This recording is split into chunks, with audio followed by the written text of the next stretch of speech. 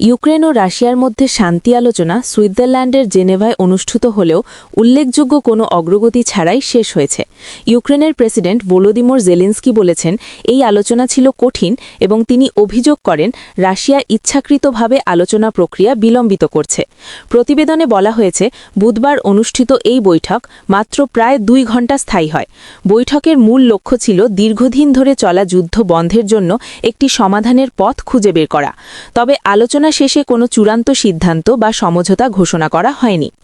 Zelensky বলেন, Ukraine যুদ্ধ শেষ করতে আগ্রহী, তবে এর জন্য বাস্তবসম্মত ও কার্যকর পদক্ষেপ প্রয়োজন।